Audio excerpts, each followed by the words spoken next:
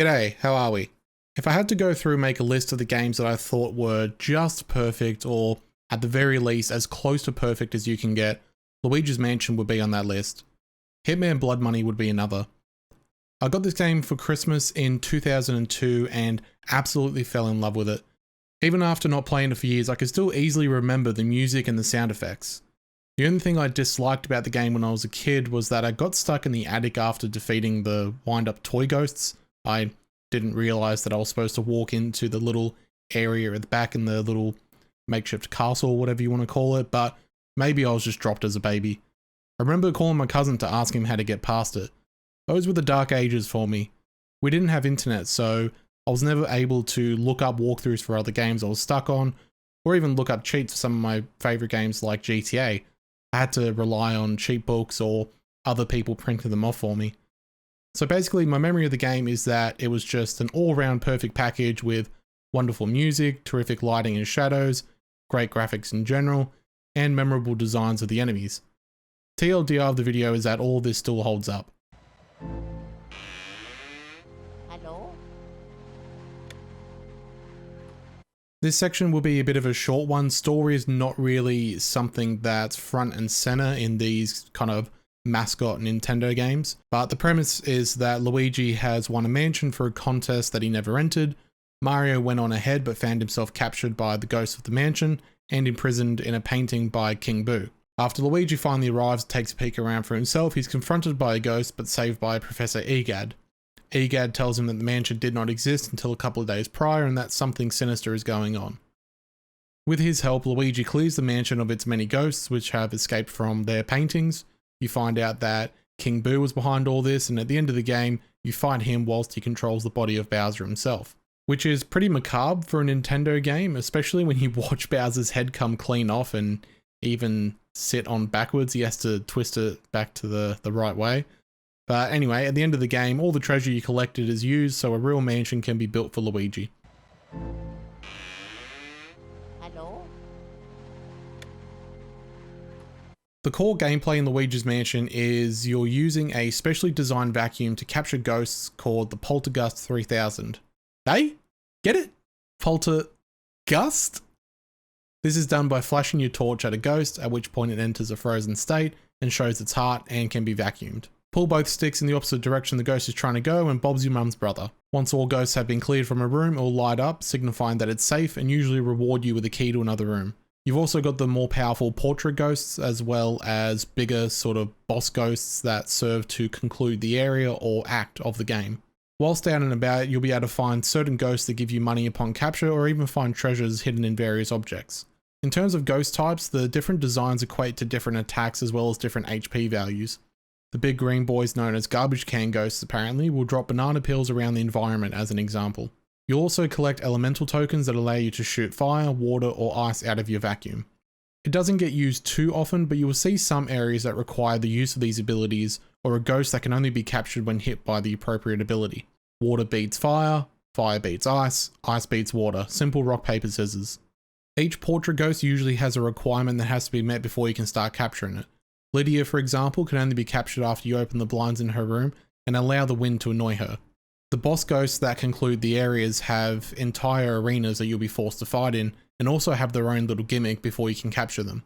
After replaying it, it definitely falls on the easy side. I was kind of half-arsing some of the fights, but the closest I came to dying was when I was getting careless during the final boss fight with King Boo. The only other difficult boss fight is the Boolossus, and the difficulty in that fight was just trying to freeze the fucking cunts every time they were flying away from me. The only other thing that comes close to being difficult is when you're capturing boos.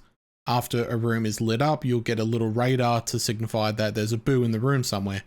Once you get it out, you can start capturing it, but sometimes the bastards will just fly into a different hallway, a different room entirely, and then you go into that room to try to get them and they go back into the room, and it's just really fucking annoying having to follow them through each room.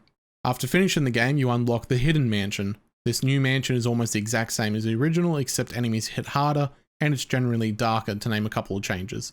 All in all, it's a simple game to play, but there are never any issues with the controls. It remains fun throughout and handles really nicely. Before I finish up this section in terms of controls, I just want to quickly list off that you have a map that you can access, and when you open it up, it'll show you what key you currently have and what room it unlocks. There's a camera that you can pull out as well, and there's a neat little feature where you can take a photo of a mirror and it will teleport you back to the front entrance of the mansion. When I found this out as a kid, it just absolutely blew my mind because it just happened to do it by accident. The other feature of taking a photo, or rather hitting A on an object, is you'll get a little spiel about the object that you're aiming at. And then you've also got a menu that shows you all the treasures you currently have, and then there's a section where it has each of the portrait ghosts and you can read up on them. There's a little bio for each ghost. Also, something you can do on the GameCube version, but I wasn't able to figure out how to get this aspect of the controls to work, is usually because the GameCube right and left buttons are analog, you can hold them in a little bit, and if you're using your elemental abilities, you can spill out just a tiny bit of that element, and then when you full press the button, after doing that for a second or two, it will shoot out a fireball, water ball, ice ball, whatever element that you have. But I didn't know how to do that in the settings of the emulator to allow me to use that same ability with the Xbox controller. I was just kind of stuck with either full press or nothing at all. And that's essentially all I need to cover for extra controls and menus and such. Hello? In typical Nintendo fashion with these games, you don't get much in the voice acting department. You get a few words from Mario and Luigi, and just noises from EGAD and the other ghosts. Luigi's interact button also calls out for Mario. The beauty of this simple addition is that his voice will become more terrified and desperate depending on how low his health is. Mario! Mario! Mario! Mario? It's just a neat little detail to stress how, well, stressed out Luigi is probably feeling during this whole ordeal. I quite like its inclusion, much like the fart button in Abe's Odyssey and Exodus. It serves no other purpose, but it's just a neat little thing that fits within the world itself. Then you've got the sound effects. Each ghost announces itself with a different noise, which goes in hand with the unique designs.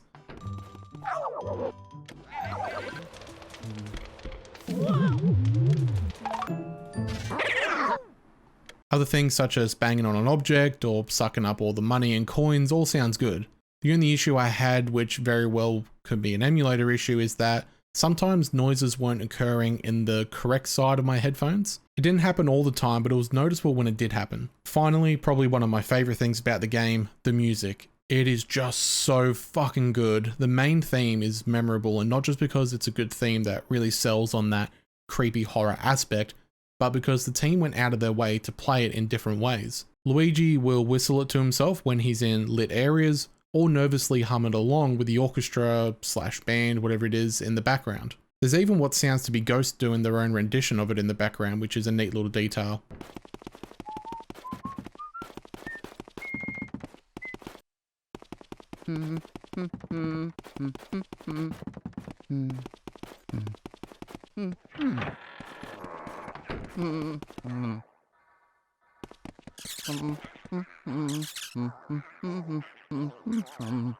It's not just the main theme you'll be hearing though, there are different tracks for when you're capturing a ghost, capturing a boo, or fighting the main bosses. All of it is just amazing, easily one of the best gaming soundtracks. Hello? Cartoony and stylized graphics usually age like fine wine. Even playing the game today, it looks really nice. I am playing at a higher resolution though, so it's not exactly accurate to how the game would have looked for me 19 years ago.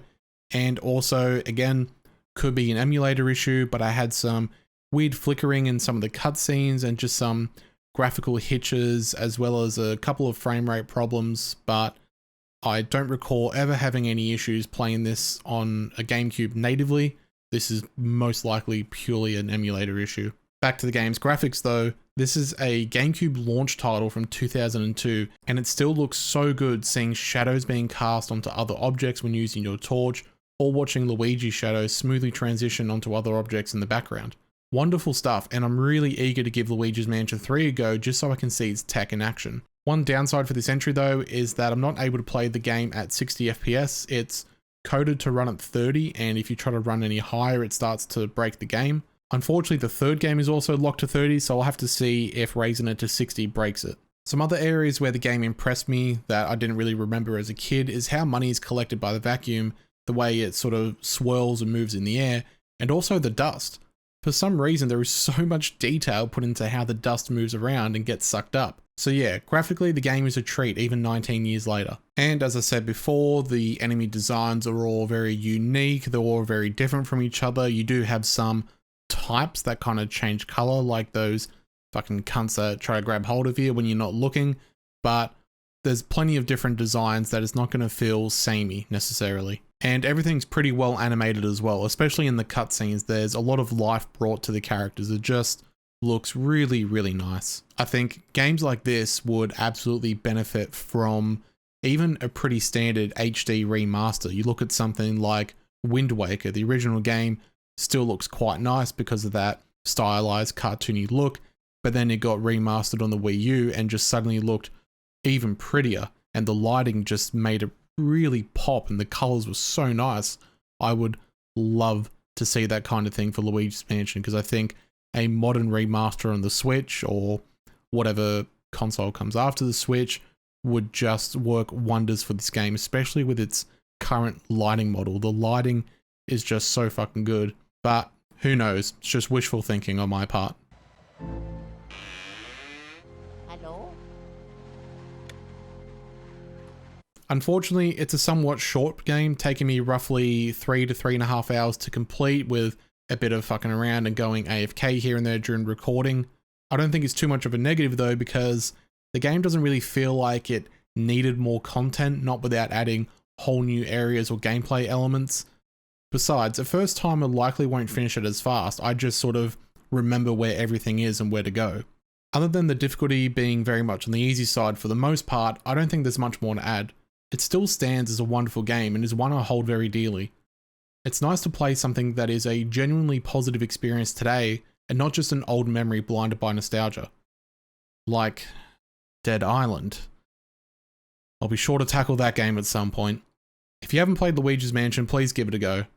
Modern PC shouldn't have any drama running it through the Dolphin emulator if you don't have access to a GameCube. Like I said, there may be a graphical glitch here and there or a bit of a hiccup in the frame rate, but I didn't have any full-blown hiccups at all. Please play this game if you haven't. It is really fucking good. Until the next video, have a good one.